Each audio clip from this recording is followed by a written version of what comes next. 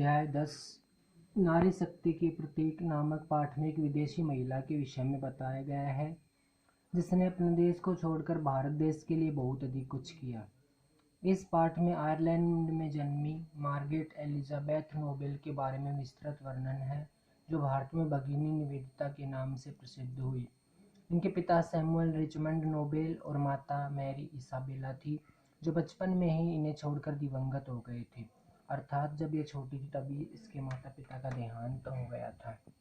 Margaret का लालन पालन Ireland में हुआ। स्वतंत्रता आंदोलन के प्रमुख सूत्रधार नाना हैमिल्टन ने किया।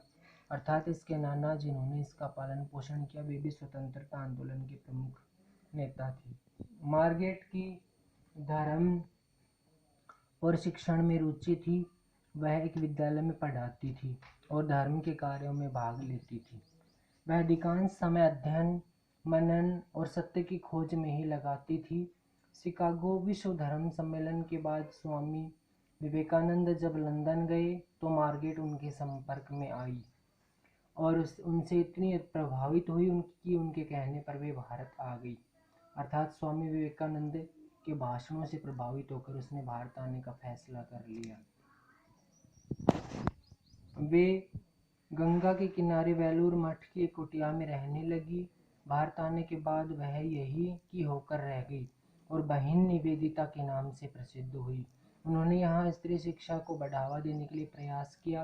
अर्थात जब वो भारत आई तो उन्होंने देखा कि यहाँ स्त्रियों की शिक्षा की स्थिति बड़ी विकट है, तो उन्होंने स्त्री शिक्षा को प्रमुख अपने जीवन का उद्देश्य बनाया।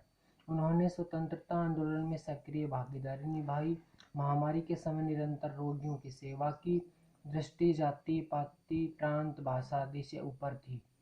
विदेशी होते हुए भी मार्गरेट भारत की बेटी बनकर रही और उन्होंने भारत के लिए जो किया वह कोई नहीं कर सकता। अंत में वह 44 वर्ष की अल्पायु में ही वेद की ऋचाओं को याद करती हुई इस संसार से विदा हो गई। धन्य है यह भारत की बेटी भगिनी निवेदिता।